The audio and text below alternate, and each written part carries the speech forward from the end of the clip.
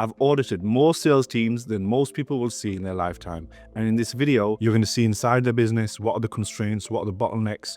What you're going to see is not theory, it's not in hindsight. It's me going through someone's sales team step by step and working out what's broken and how to fix it. I'll be breaking it down in real time. And in this audit, I look at how setters are being managed, how closers are being supported, how KPIs aren't being hit, why they're being broken, and what systems are missing that are quietly costing the business money every single day. Most sales teams think it's a lead problem or a lead quality problem, all those excuses, when it's actually they just need management structure. And in this call, I'll show you exactly how to diagnose it, what questions to ask, what numbers actually matter, and what to ignore, which is also as important. And what this audit will teach you is how to spot constraints. Stay all the way through this video, because the way I run through sales audits and the way I diagnose sales departments is not how most people actually do it. Okay, we're going to do a mini sales audit on your business and just help out. And the goal is for us to work out what things are there for the setter manager or sales manager that you may be missing, or what things do you know that you could be doing better.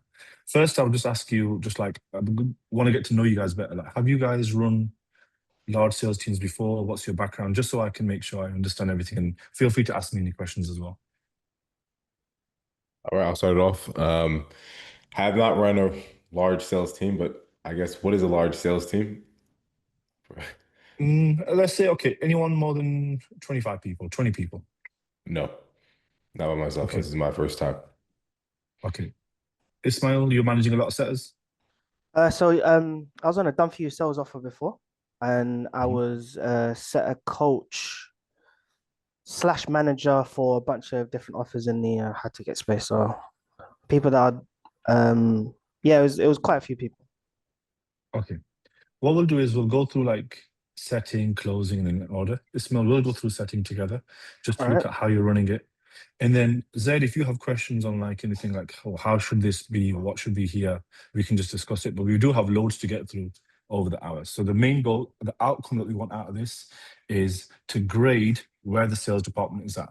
And just to give you a bit of context on what we do, we're a sales consulting business for multiple 7- and 8-figure sales teams. I grew a business to around 60 million revenue as a sales director. Then 4 years ago, I opened a consulting business. So this is all we do now. This is all I've been doing for around 10 years. So we'll go into a lot of detail together to work out what can you do better and where are any gaps. And those gaps, why are we on this call? What is the end goal that we want to achieve? If the business's revenue grows, you guys make more money. So if I put as my core intention here, I want more money in your pocket, and I want you to get more commission, and we can come up with 5, 10 different strategies on how that happens, then you guys benefit, and just by a secondary benefit, the business grows, because you only get paid based on business growth. Is that fair? Sounds perfect. So we'll go through a sales audit checklist. So we're going to just grade what you're doing, Ismail, out of 5, and just take a few notes, and then I'll move on and I'll speak to Zaid for the rest, and then we'll build a whole report. So Ismail, are your lead sources varied and effective? I'm going to ask you in a very open way and just let you answer, and feel free to ask any questions back as well. So are your lead sources varied and effective? So we've got, in terms of effective, what does that mean? So the conversion rate from, let's say you got Facebook ads. Okay, that source, I know I get this many leads and this is the conversion, and I know how to grow it. And option 2, I have leads coming from YouTube funnel, and those people, we get this many leads and this many sales from that. So each funnel, you're aware of all the different lead sources, and think of it as you had a store and you've got multiple front doors to that store. And the multiple front doors that you have, are they really effective at getting people to walk in and want to buy? Okay. Does that include the volume of the lead sources as well? Yeah, so if you are like, hey man, we've got Instagram as well, but that's not really that effective. So we're looking at overall, do you have all the tools that you need? Do you have the main thing that you need? Because if this is not here, the whole business suffers. So Zaid relies on the lead sources being effective, because if you can't feed him with that stuff through your work, Zaid can't do his work. Yep. So in terms of lead sources, we've got 3 main lead sources. We've got affiliates. Yeah. We've got organic, which is YouTube, primarily Yeah. YouTube, and then Yeah. we've got ads. The biggest lead source is ads. Okay. I'd And say second yeah, place is probably organic and then affiliate, depending on the day. So if affiliate posts something, then we'll have like a spike in affiliate leads that day. okay. In terms of the effectiveness, organic is like very low sporadic. On any given day, I'll give you an example. Yesterday, we probably had like 7 to 10 organic leads. Yeah. Daily lead flow. We had 8 organic leads, and we had 1 affiliate lead yesterday, which is crazy because we actually had an affiliate post. So either something's wrong with tracking, we need to check into that, or Yeah. we've mentioned it before, the way that the posts are being done aren't as effective as they used to be, because we used to get like an affiliate would do like an integration or a post, and we'd get 50, 60, 70, 100 leads in a day just from affiliates. Okay, got you. Now, your main task is to make sure those leads that come in are the setters can manage that workload. So how many leads, even if you was to estimate, do you think one setter can handle in a month? In a month? Yeah. How many leads can one setter handle? Let me just do some quick maths here. I'm going to give you the exact maths after, just so you can understand and manage your team better. Yes, sir. So let's say uh, Would it be easier to just say about how many can 420. they? About 420. 400 to 420. 500 leads a month, about ish. Okay. If they're Okay. working 7 days a week. 420 roughly. So 400 to 500. And now how many dials does each lead get? And that is defined by average touch density. So how many times is each lead called? If one setter can handle 400 to 500, let's put 450 as an average for you. Mm. How many times do your setters need to call those 450 leads if one setter has assigned 450? They need to phone them in a sort of like 3 to 4 day period. At least about 10 to 12 times in a 3 to 4 day period. And does that happen? Not as often as I'd like to know. Okay, so according to this, 10 to 12 times, you would like one setter to handle 450 leads and for him to have around 4,500 dials per month. You see how simple I made it? Mm. And now we look at the production of each person. So think of it just like a factory. We employ workers in this factory to handle a certain amount of workload. Mm. It's actually supposed to be 600. So 600 with about at least 6,000 dials. Why is it that number? Because on Monday, if I get 20 leads, so 30 divided by 600 is 30 days. So divided by 600 in a month is 20 leads per day. So on Monday, if I get 20 leads, on Tuesday, I got 20 leads. On Wednesday, you see, let me give you the maths on how it actually works. So on Monday, I got 20 leads. But out of those 20, 14 didn't answer. Only 6 answered. So Yeah. now I've got to call those 14 back. Mm. And I've got to call the new 20 that have come in. Yep. Then on, let's say, 14 of those answered, and 3 of these now answered. So now these 3 have, another 3 have answered at the 14. So I've got 11 of those to call back on Wednesday. Out of those 20, we have got 6 of them answered, 14 of them didn't answer. So I'm calling those back. And then I got another new 20. Very quickly, this number adds up where you're dialing 200 to 300 times per day. And your job is to look at the overall production of each person. And the reason why I brought this up as a first thing is Abu said to me, "Oh, yeah, I have I got 25 setters." So then in my head, it's like, okay, are you getting 20,000 leads? And if he's not, that shows inefficiency, which makes it really hard for you to manage a team because how many setters do you have right now, Ismail?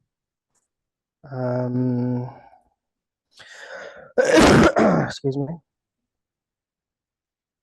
We did some downsizing recently. So right now we've got 10, 11, 12, 13, 14, 15, 16, 17, 18, 19, 20, 21. You can say 20. Okay. One of them's hybrid, so 20. I can tell you this.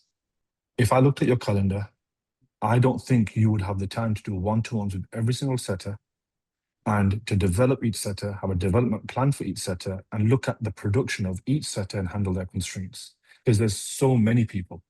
Mm. So the goal is for the setting manager to have a clear focus of his roster, of his team, and have all of these metrics nailed perfectly. So you need to know what the amazing KPIs are for a setting manager to chase, and then you drive each of those team members to do it. And out of that 21, you know in your gut, there's probably 2-3 superstars in there. The guys that you know are reliable, which means there's a high amount of waste. And that high amount of waste also means that you're not being as productive with your time as a byproduct of having so many people. Because you're like, shit, this guy's not doing good. This guy's not doing good. Like, I need to support this guy here. And I thought he was going to clock in today, but he's not even down any dials. So in the end, you're just like, I'm just going to do what I can. Does it make sense? Yeah, so makes sense. This is why the setting department has to be super organized. So I'll just get some grades off you. Where would you rate the lead sources? You said one is Facebook ads is good, but then affiliates is second. No, So would you rate? Facebook is the main source. Yeah. Sorry, Meta is the main source. Like ads is the main source. Then we've got organic and affiliates. I'd rate all of them probably at like a 2 right now, based on purely based on volume. Like yesterday, we had 6 leads, I think, come in. Now, this could lead on to a whole hour's call, by the way, just that 2, because if my job is to support you right now, and you tell me your lead sources are a 2, and you've got 21 people to feed, because these leads need to feed 21 people. And if we don't do a good job of that, who suffers? It's Zaid who suffers. It's the sales team that suffers. So this is why we bring it up first. And then we look at all the constraints. Where is this? The only lever that you have to pull right now, before I give you all the tactics, is I can tell Zaid and I can tell Ayub that the leads aren't good, go and tell marketing. That feels like the only lever. And that will make you feel like you don't have as much control as you do. Does this make sense? Yeah, makes So sense. it's to show you how much control you have, how you can effectively drive your team, how efficient you can have them.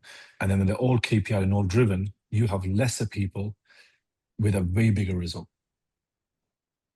Okay. How would you rate the quality out of 5 overall? Quality, again, I'd say quality sporadic. Again, I give it about, actually, they're not all built equally. So affiliate on organic actually closes at a higher percentage than ads historically. So historically, ads on organic closes about anywhere from 40 to 60%. Yeah. And then affiliate about the same. And then ads, yeah, I think depending on the ad itself, we've had up to even like the same 40% on some ads. Okay. But at the moment, it's not amazing. So I'd say like a 2 overall. By the way, my job is to make sure these aren't vague numbers. So it's not 400, 500. It's not 40 to 60. It's like 42%, 41%, because then that's how we chase growth. All right. So you're going to rate this at what number? I'll give it a 2 as well. 2. Other leads being qualified correctly. But let me define this for you. Are they being called fast enough? Are they being called, and does every one of those 21 setters know this is what a superstar lead looks like, and they're not throwing garbage up onto the calendar? I'd say 8 times out of 10. Okay. They're So able can I to say do 3 that. out of, can I say 3 out of 5 or 4 out of 5? You can say 3 to 4 out of 5. We have like a very good and effective like lead qualification process in place. Yeah. And then obviously some days setter's not hitting KPI. He's on the phone with somebody for 30 minutes, sunk cost bias. He's like, you know what, let me just get him on the calendar. Yeah, I got you. Follow-up process, how quickly does setters respond to leads? So what is your average speed to lead time? We actually have a speed to lead sheet. Just give me a second.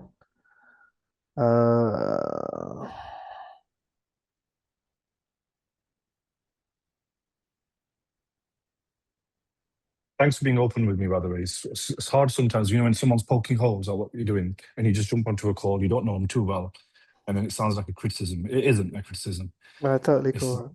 It's all chase for improvement. I'm an open book. Anything that's going to help us, Midair, as they say. It will 100% help you. Set data, speed to lead. Here we go. So at the moment, there's quite a few people that aren't here anymore on the sheet, and I'm not sure how thing it is, but right now it's saying the average speed to lead today is 3 minutes and 53 seconds. The last month, this month, speed to lead has been 5 hours, 17 minutes. However, that number is going to be skewed because right now we've got these setters focusing heavily on pipeline. And the pipeline is people that are that haven't been called in 2 days plus. Yeah, just a quick win for you.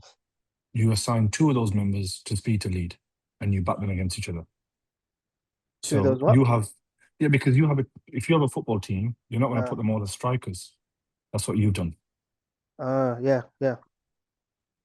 Makes sense. So just have like, let's say like top people's like, you guys, this is all you focus on, especially with the low lead count.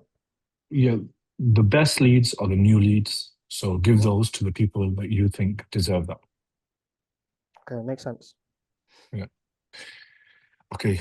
How would you rate this? How quickly? I'd give it a 3. 3.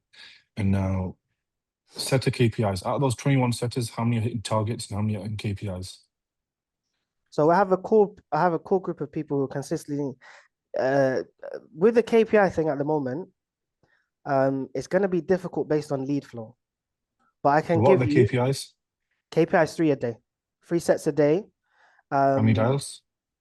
Dials, I haven't put in a set number of dials, but everybody knows it's pretty much like whatever it takes you to hit 3 a day, and typically that'll be to put yourself in a corner 100 dials a day. So how do you know if you base it upon just 3 per day? How do you know if I'm a setter and I've just worked 4 hours, and how are you going to encourage me to work even longer? Let's say I'm a really good setter and I just do 3, and I think I've done my 3 now, I'm going to log off for the day. So one way Very you good could be point. encouraging that behavior, and the other way is if I've got 2 and I'm like feeling a bit knackered that day and I don't really want to work and I'm wanting to get to the gym, I might just book one really shitty one just to get on the appointment and finish off for the day. Yeah, it makes sense. You know, I was speaking to somebody I was had an interview recently, and we were talking about KPI. And one of the things that I spoke to him about was I don't really like the whole 3-a-day KPI, specifically for the reason that you mentioned there. Yeah. So when we KPI our team, we KPI them on 2 things: leading indicators and lagging indicators. A leading indicator would be 3 per day. A lagging indicator would be all the components to get 3, dials, show up rate. So we make sure we have 2 types for them, leading and lagging. And Wouldn't the then we 3 make be the sure. lag indicator, and the lead Say be again? the wouldn't the Yeah. So 3 be the lag? no, the leading The yeah lead would be like the yeah dials and all sorry that kind of stuff. yeah. So leading is the dials, show up rate, and all the activity. Then the lagging indicator is that 3 per day. So they have 3 sets per day. But then if it sounds like you have a very bloated team, and if you have a very bloated team, if you had 21 people and they're supposed to be setting 3 per day, I'm going to think, okay, so is there 60 plus appointments being set, or 90 plus being set every day? And if there isn't, how many of those setters have missed target? So I would just start cutting the team down and make a really efficient team, because the more that you do that, the more focused you are. For example, most setter managers, when they think about putting their energy into someone to get them to improve, let's say you've got someone doing 1 set per day. He's taking up all of your energy compared to another guy that's doing 3 sets per day. If you invest your time into the guy who's doing 3 sets per day and you get him motivated and he starts doing 5 per day, there's a higher chance he's going to go from 3 to 5 than the guy who just keeps getting 1 to get to him to just hit 3. So it's also knowing which people to pour your energy into. But how should we rate this? Our setters meeting targets. I'll give it a 2 based on the number and the amount of people that actually do hit KPI consistently. Yeah. And I'll give it a 2. Okay. So overall, out of 25 points that you can get in the lead generation and setters, you've scored at 50%. So it's 20 to about 12.5. we can see the core issues. So my job is to work out, right, where does Ismail need to put his energy into? And it'll be like just one thing every single week, just to make it really simple. Cutting the team down, focusing on dials, conversations, and probably a lot of the doing tasks, but the overall strategy is most people move away from. Mhm. So, like for example, you can hire a setter and train him on the script, but if you don't even give him a script, he's not going to perform, and you just ask him to dial. So my job is like that version of me giving you guardrails and some sort of system to run all this by, so this can become really efficient. Because if Ayub is spending money on Facebook ads, effort on these areas, and then it's resulting to only 50% efficiency in that department, that is a business spending all its energy on marketing, and then instantly there's a leak before it even goes to nobody else. And now think about leaks. Let's say this is a 50% leak here, and then there's some leaks over here, there's some leaks over here. Before you know it, that's a completely inefficient sales team. Yeah, we had that in October. Yeah. We were just ramming things. So especially before you ramp up, it's something that definitely needs to be what's the word I'm looking for? Made efficient. Yeah, 100%. Okay, I'm gonna move on to Zaid. This will give you a bit of clarity as well on like where things are at, and I'll feed this back to Ayub as well. Have you got any questions for me before I move on to closes? Nope. Okay. If anything does come up, I'll just Sure. Feel free to sit in the meeting if you want. If you've got something to do, carry on. But I'll jump on with Zaid now. No, I'm here. I'll stay on. I'll just let the Great. setters do a role play session. I'll stay on. Nice. Get some clarity. Zaid, do you find this helpful? 100%. Assalamu alaikum. Walaikum assalam. So, how clear is your sales process? Do you want me to show you what clear looks like first, or do you want to just tell me? You can show me what clear looks like. It'll be Okay. amazing. A clear sales process would say where you have everything structured in a whole team and mapped out. So what does a clear sales process look like? The sales manager is overseeing these specific areas, these 4 components to his sales team. He's overseeing setting, closing, people showing up, and the people that said no, them getting called again. So those people that will need driving for who, let's say, were deals that just didn't go over the line, or they just needed to call back later. So all those different 4 areas, you are overseeing them. So what if I showed you what does this one look like in detail? It's your job to build that structure for Ismail to absolutely smash it. And what if this structure isn't built? This is what it looks like. So 10 leads opt in. Let's say it's a VSL funnel. 2 leads go straight here, straight into the closes calendar, because they didn't need to speak to anyone. They just got onto a funnel and they didn't need to be called by a setter because they booked themselves. 8 of those leads end up in this engine here. And our job is to make sure these 8 get dealt with really efficiently so they can end up back here. Make sense? 100%. How does that look like? So a setting engine looks like this. The lead ops in, and we build this custom for each business to make sure it's extremely accurate to that CRM and system. So the lead ops in, and was it disqualified? Did it go into the closes calendar? And with the maths that we were looking at, 2 out of 10 leads just end up on the closes calendar. Some leads get disqualified, so we're not going to count those. The rest of them go and get added into close in your CRM in a setter list for Ismail's team to handle. So what does that sales process look like? It's delegated to a round robin, email sequences sent out, it's added to a dialing queue, and there's multiple lists inside close. Priority 1 list for speed to lead, no shows, people who didn't show up, people who are hot leads that need to be called again but didn't book initially. So all of these lists are set and assigned to setters so they can call them as quickly as possible, keeping speed to lead, moving setters to be able to manage them. And then setters are trained on each one of these lists to know what to say, why it's important, how to do it. This defines like a part of a sales process. So when I ask you, how efficient and structured is your sales process? That's an example of it having very structured, from setting, closing, show rate, everything. For example, if it was show rate, how when when a deal is booked, what time is the confirmation call? What happens if they don't answer? If they don't answer the initial confirmation call, what do you do? How does your team change and adjust? So these are all processes that sit behind your business. Most people, they just have it in their head and they're like, I know the process, leads come in and we just call them as quickly as we can. We're doing a good job. And a structured process is where you have that system. 1. Okay. Okay, nice. Why would that? What's the comment? It's not structured, meaning we have a bunch of Yeah. things in our heads. We have SOPs, but Yeah. the SOPs that we have Yeah. are not as detailed as that. Okay, good. And Yeah. that's fine.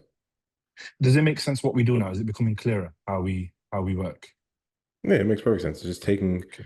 taking ideas and turning them into actual formulas that don't break, and building systems around what we're doing. Exactly. And that way, when you take a week off and you say, Ismail, can you just cover me? I'm just going to go on a holiday. You can actually take time off.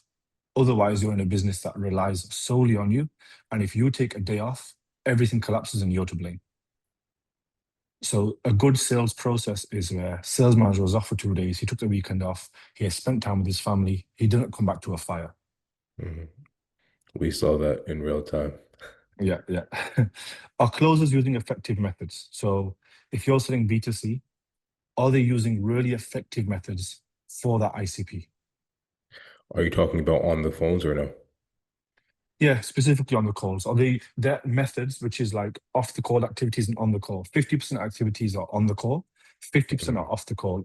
Example is how they move the deals in the CRM, how they put the notes, how they speak on the call. A Yeah. lot of sales trainers train the words, but might not train the off the call actions.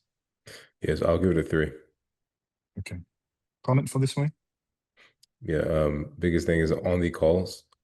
We Yeah. trained that pretty well. Off the call, it was a 1 probably starting but it got up to a 3 at this point. And because of the lead flow going down, the closers have been going crazy on their pipelines. Okay. Yeah.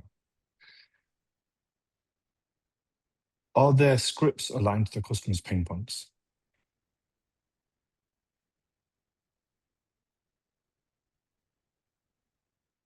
Okay. It depends. The way I train them how to close is to just figure out what that particular person's pain points are, and then you would align, the call would be around that person's pain points. So yes, Yes. How should I rate this? that's the only thing the call is around. So it would be a 4 or 5. Do you want to give me the number? 2, 5. No, that's 2, 4. Okay. Always room for improvement. Okay.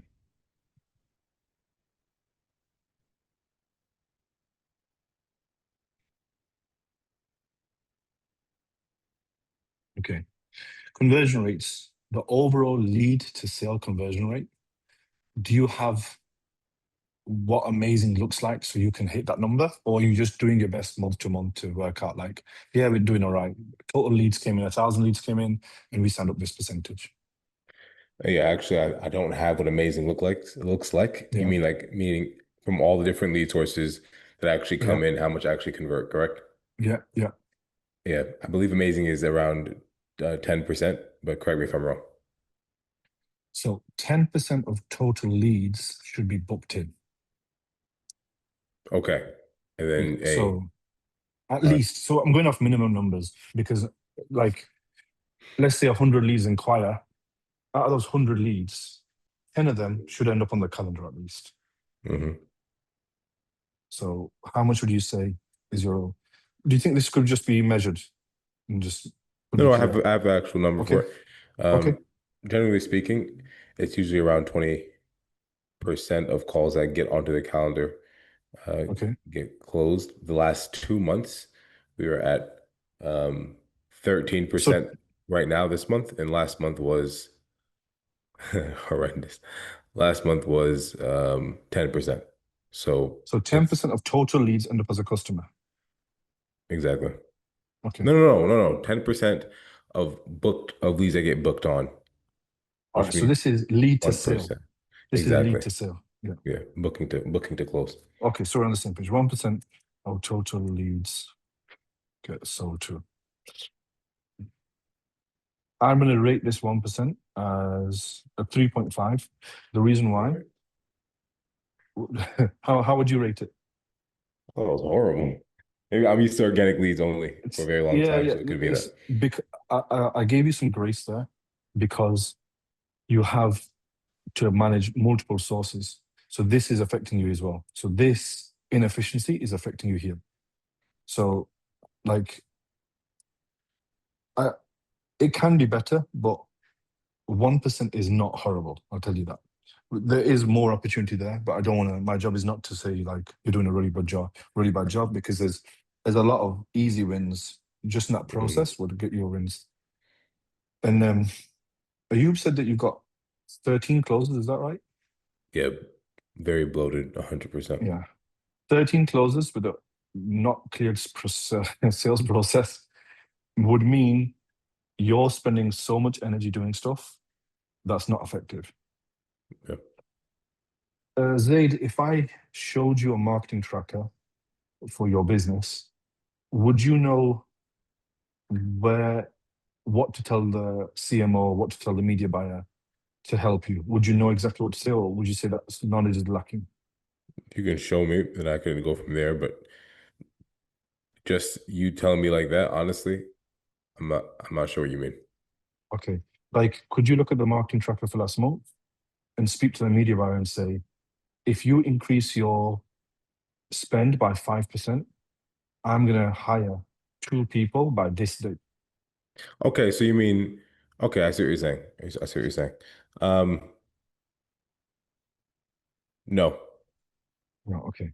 right? Because we Yeah. have a specific amount that we want to hit, right, Yeah. as a sales team, Yeah. per month, and that's around like $1 million, right, or $1 million to 1.5, give or take, which Yeah. means each closer needs to be bringing in at least 100 to 150,000 per closer. Yeah. And so I could go from there based off of that. I could do that, but in terms of increase your ad spend by this much, because this is how much it can increase the leads, and I don't have that view. Okay. Before we go into sales manager tactics and stuff, let me show you what good looks like again, so we have a reference point. So let's say your job as a sales manager is to oversee 9 core areas of sales management. It sounds like when you said the sales training, but you got that unlocked. So sales training and role plays is one of 9 areas. So let me go through all 9 areas. Mhm. If you're running a business that's 200 grand a month, you only need to do these 2, by the way. These 2: meetings and accountability, and training and role plays. Yep. This sales manager, this is where most sales managers are, because they know how to do this very well. And these are their core competencies of the job. The other parts are here. A growth system is all of these engines that I showed you before, the detail of them, building them all out, custom for that business. Tracking is you having predictable tracking, not just your trackers, but actually having a quarterly target to beat what numbers. So in Q1, I'm going to hit these numbers based upon this baseline of data, and you having all that tracking built. So it's predictive. And predictive is not the same as I am recording it, I am tracking it. So I know you're tracking well. If you have a Monday meeting with Ayub and the meeting is, Ayub, last week we did this week I'm focusing on this. If I do this, I will get this. That's when I know your tracking is right. Talent launch system is where you have a pipeline of reps sat in a recruitment board and a system, so you don't have to put all the effort into recruiting every single time. What is an example of a recruitment board? It could look like, so it could have looked like where you have an internal board and an SOP for candidates, shortlists, interview 1, interview 2. You've got a list of future leads of setters and closers that might want to work for you in the future. Each one of these has an SOP and how you interview and how you process those people. And you have an entire launch system where you can hire talent very fast. So you have a more efficient team, but you have a bench just ready to jump in at any time. That's talent. Clarity is where every single rep knows a mission, vision, values without you even asking them. They know, they speak about it, they represent it. They truly are aligned on the mission. And there's ways to measure this. Ramping up to the KPIs is where you have an actual system to ramp all the reps up to KPIs. And we actually build out a system where you can say 20% of my reps that I hired last month will hit KPI within this many days. 30% of them will hit KPIs within this many days. And then that way, how do you hire? You'll hire 5 people knowing only 2 of them will be successful. So you change hiring to be less personality based. I think he's good. He seems like a good guy. And move that from, I hired 5 people. Statistically, 2 of them will do great. And these are the statistics and how I build that. So there's a process for that. Makes sense. Training role plays, you have your own system. Meetings and accountability, you have an actual way to run meetings, making sure they're showing up. You have a structure to that meeting. Leadership is how you show up. You feel confident about leading the team. You feel like you're the type of person that can grow the business to 10, 20, 30 million revenue. And you move from sales manager to head of sales or sales director. What's the difference between a sales manager and a head of sales? A sales manager oversees a sales team. A head of sales oversees an affiliate team manager, a sales team manager, and maybe a partnerships manager. A sales director might see multiple reports for department heads. So when you're under 5, 6, 7 million a year, a sales manager is great. As you grow, there's no way you can also manage all the affiliate partners as you grow. So you're going to have one partner for affiliates and you oversee him. You might have a sales manager, you oversee the sales manager.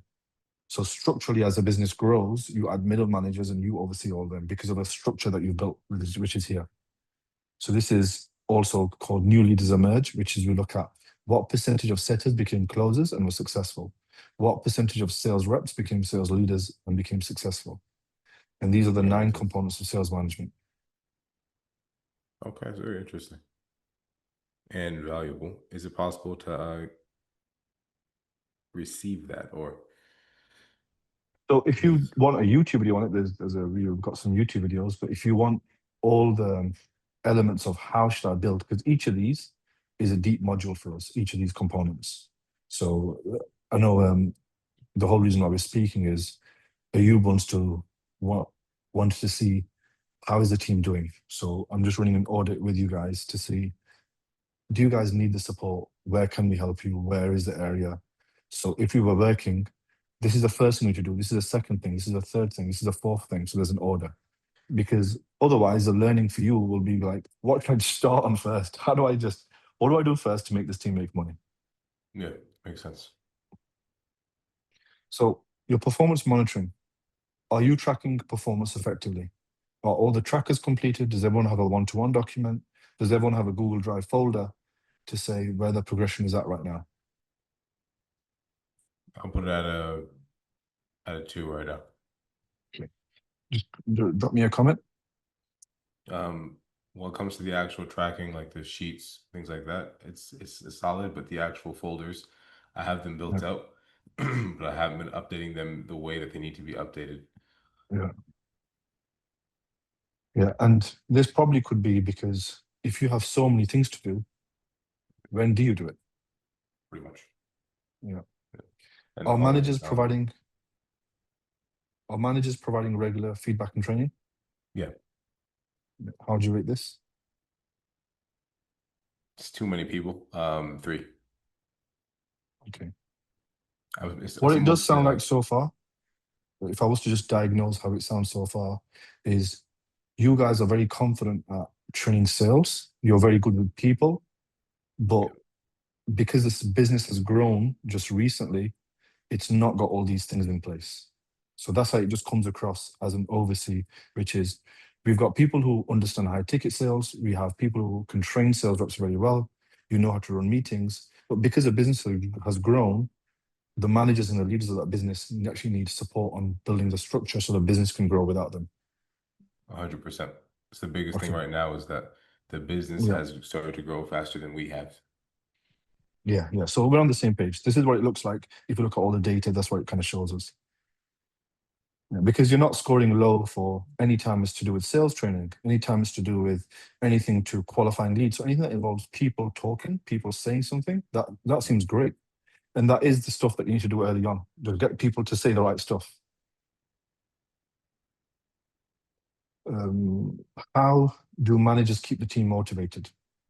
So for me, there's incentives, number one. Well, incentives number one, and then for me, a big thing is the having clarity on each rep's goals, and then Yeah. building that out for them.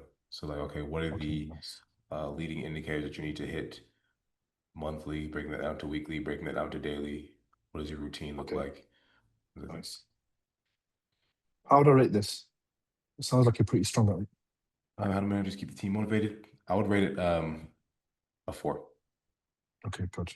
Yeah, it doesn't sound like you guys struggle with anything to do with sales training. So, for example, you do not need to buy any more sales training. So if you were like, oh, if your question came on here, like, what sales training do I need to buy for my team? Then I would know your focus isn't there because you guys know how to train your team on sales. We don't need to talk about get the reps to sell like this. This is a new tactic. Say these words. That's not what we need to do here.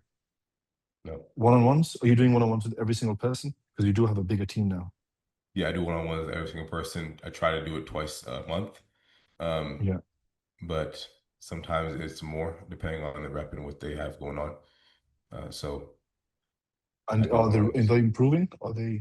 Can you see that each one is improving from there? I'm gonna be honest with you. I mean, like you'll see a quick improvement because they get that motivation, they get the hype, and then they go out and they perform. Yeah. And then you also see long-term improvement if you give them like clarity and Okay. kind of run a discovery on them in their lives. But Nice. because of the amount of variables that have been changing across the board, I find it very Mhm. difficult to measure improvement right now. Yeah. And just some feedback for you. You have to learn how to manage above and how to manage below. So what that means is managing below is managing your team, how to get them to do things. Managing above is, unfortunately, when you're a part of a business that's new and they're growing, you're at the mercy of someone else's amazing ideas. Yeah. So someone with like a new idea all the time, and like, let's do this. What you have to do is you have to have the voice of, Abu, I don't think we need to do this right now. Or you, but let's slow that down. Can we do this next month? I just need to get my team stable first. Otherwise, what happens is CEOs don't know the chaos they cause for sales managers. What they do is they have an idea. Let's roll this out. Let's do this now. So we need to slow those things down so there's not so many changes often. Okay, that's valid. How would you rate the one-to-ones? One-to-ones, I'd rate them 4. Do you review at least 5 calls per closer per week? No. Yeah, you can't because you got too many. Do you have sales leads? Do you have enough? Do you have people who are like your little leaders? Yeah, I have my top performers. I think I have about 5 of them. Sometimes it's like between 5 to 8, depending on who's Yeah. moving. How do you manage your calendar? Do you have a time in the day where you just go into QC mode? QC mode is what? Quality control, where you just start listening to calls. Do you have like a time in your calendar where it's like, I'm just going to check through yesterday's calls? Do you have time for that, or are you too busy? I have time, but it's only like in reality, it's maybe like 2 hours, sometimes 1. Okay, per week? Per day. So you can do 2 hours per day of QC? If I forced it, yeah, I could make it work. Okay. Have the time, but can be more organized. Is that fair? 100% more organized. Should we rate this as 2, 3, 4? Give it a 1, to be honest. Okay. Now, we'll go into one more section after. We'll go into some CRM stuff. But overall, when we look at the team, it is exactly that. You guys are very good with people and training salespeople, but the business that you're growing to is now starting to become, it's no longer a high ticket offer business. It's now an actual company. When you get past $1 million months, you're now growing a company, and a company needs so much stuff automated. Makes sense. If someone started in your business, do they have a systematized onboarding where they fill out a form, they complete a check form, they upload their passport, and once they upload it, everything's uploaded to a Google Drive, and then they have an entire onboarding just ready for them. Do you have all that automated? Not entirely. I have a lot of it onboard. I mean, a lot of it automated in terms of the training, what you have to go through, what you need to do. Send me little videos of you saying this part of the script, blah blah blah. But I don't have the Google Drive passport update, and like there's a lot of it that's missing as well. Yeah, got you. And you'll know because you're hiring so many people. It's like, oh shit, I forgot to get his ID. I forgot to get his passport. I got his address, but I don't know. Because remember, unfortunately, people will work for you, and they will have, some of them have malicious intent. Some of them will take resources and leave. Some of them will make videos weeks later on, like we did some work with Iman. And how many people put a video of Iman's training and say like, oh, I was a closer for Iman, now I will show you how to do it. There's someone like that on the internet all the time. And that will start to happen in this business. This is why we need to be really protective and have a professional side to it within the company, because people will start to make those videos. We need to make sure your contract's tight or your NDA's tight. Do we have all those things properly done? If I was to summarize it, we're moving as mom and pop operators when this is a Walmart, or it's becoming a Walmart. Yeah. It's exactly what it Yeah. is. Yeah. And just to let you know, the CEO sometimes won't know, because if they don't know all the detail of a sales department, there is big vision. So what CEOs do a very good job is, I want to grow this business. This is my mission, but I need to make sure all of my team are doing it properly. Your job is to make sure that is done properly. So at times you might need to push back and say, we can't do that right now because I need to do this. Yeah, makes sense. Okay. CRM. Is the CRM used consistently? What the basic question here is, does every lead have a note on it every time it's called? Does every deal end up in the right place in the pipeline? Are the lists being used properly? Are the workflows behind the CRM used properly? Is it being used consistently by all the team members? Two, honestly, well, maybe 1.5. That's what I feel, because we have my biggest, the most obvious low-hanging fruit to me right now is that we have over 6,000 people in the CRM, and we don't have any emails being automated sent out to people depending on their pipeline. That's very bad. That's just losing your money. Just, and just to clarify, you're paid on cash collected, yeah?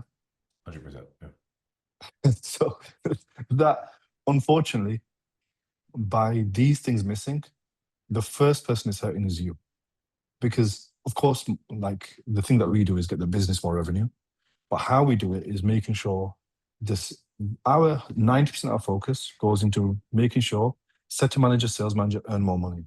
Because if we focus on you guys earning more money, the business has grown and sales reps have made more money. So everyone wins if we just focus on that core point there. Yeah, makes sense. Yeah. Lead segmentation. So are leads being prioritized correctly? No.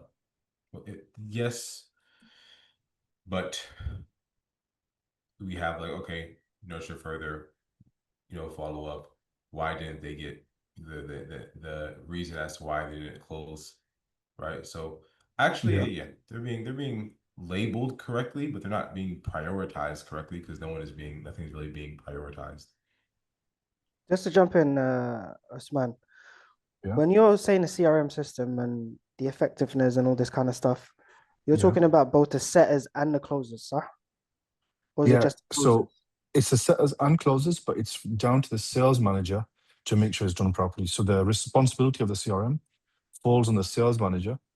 So the setter manager, in some businesses that are small, they report to the COO. But in a full business, they should report to a head of sales, and the head of sales manages a sales lead or a sales manager and a setter manager. What's happened is your team has grown so quick.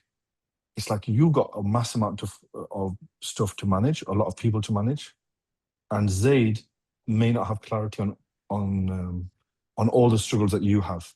For example, this may have been the first time Zaid got a chance to see, oh shit, that's something that we need to fix because that's going to hurt my sales team.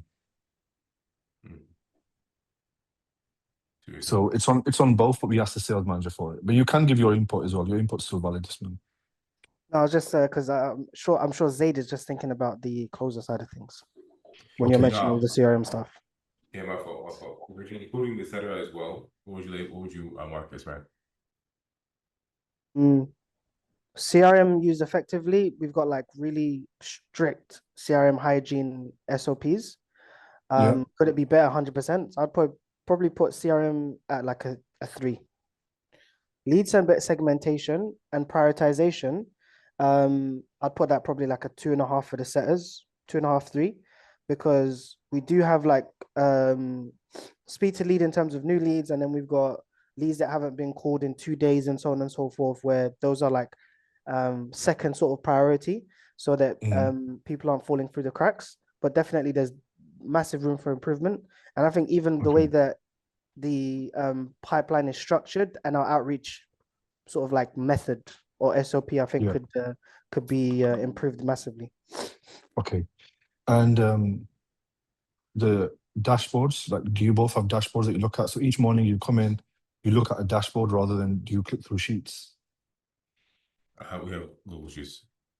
It's a dashboard, meaning you have everything. I have all the numbers that I need in one place. Yeah, so everything's automated. So we want two things. We want automated data, which is from a dashboard, and then we want manual data, which is Google Sheets being filled out. And we compare both, because how do I make sure when you have a sales team of over 10, 20, 30 people, the chances are most of them are going to fill out the sheet incorrectly. A lot of them are. So the comparison is sales manager looks at the manual data that was filled out and the automated data and thinks, why is that off? Why is that data off? Okay. So then the automated data would be, all right, okay. I get what you're saying. Makes sense. Yeah. And just so you know, you can't get automated data if you don't have a process. Because if the process isn't there, how do I know where you dropped the ball exactly? How should we rate this? How should we rate these? One second. We're gonna do the CRM used consistently, 100%. Put it at a 3. Okay. It is used consistently.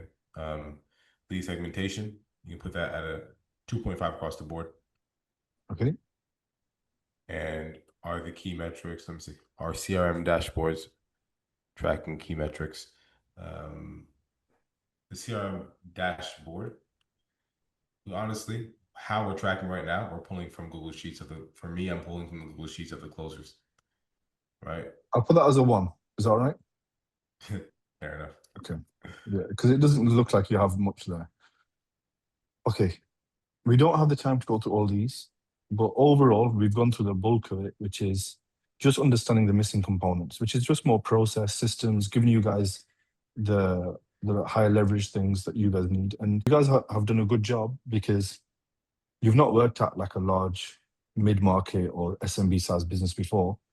It sounds like you worked at offers before and you've grown the sales team and trained sales team, but now it's like the next stage of what's missing. Do you guys have any like questions or anything?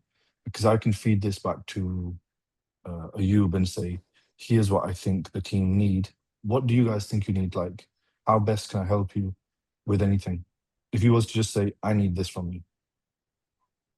All of your systems and processes. Yeah, systems, 100%. Systems and processes.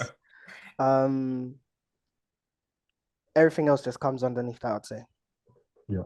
Do you have a dedicated person for tech? So let's say we jumped into a call later this week, and I would want, this is how it would work. Zaid would have a project first with Ismail where you map out the process. So we give you what an amazing process looks like, give you a template, and then say, let's make sure your process is mapped out clearly. Then we map it out, and then we test it and say, what if this happens and what if this happens? We go through scenarios. Once that process is solid, we then will jump onto a call with with your tech guy. Do you have someone who does tech and automations? Yeah. So that person gets given this. Make sure the CRM has got all of this stuff. How long will it take you to do this? And he's going to say, oh, I think that's going to take me 2 weeks to do all that. And you're going to say, build it all, build all the automations. Email should go out automatically. This is the email. This is the sequence. And then 5 different things come up. Oh, I can't do this because I need to wait for the email copywriter to write this. And I can't do this because, so that's when you end up with tasks that need to be done on a project. So this is normally how it works. So first we map the system out, then we build the system. And then we take the team through that system and you guys start tracking and doing things properly. And it gives you immense clarity just to how you run your team. All the stuff that we spoke about with documentation, Google Drive, that all gets done as well. Because the goal is, I know we've done a good job. If Zaid moves to head of sales or a sales director role as the company grows, and then becomes a sales manager, and Zaid is overseeing multiple people in the sales team, which is partnerships manager, affiliate manager, because all those things grow. And if each of them have dedicated people to them, they each need a dedicated leader. Okay, so then my thing is this. At the moment, of course, systems and processes is the highest leverage thing, but even higher than that would be lead flow, right? Yeah. This is what I'm thinking. Ad side of things, I can get that moving, yes, if I talk to you, but I talk to the ads guy and try to pull some strings. But I think the highest leverage thing on my end would be setting up the systems and processes around the CRM and emails. Yeah. Is that where your head is at as well, or no? Yeah, 100%. And think of it this way.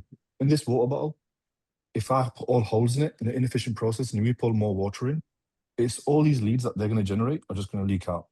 So our job is to patch up all of those holes in that bottle and make sure they're absolutely solid. And that then we can go ahead and say to you, now turn the leads back on, go spend more money. And that's when the revenue grows because there's no leaks. Makes sense. And when there's no leaks, you guys, even in a big team, there'll always be leaks, by the way. So for example, once we fix the Facebook ads, there'll be a leak on the YouTube side.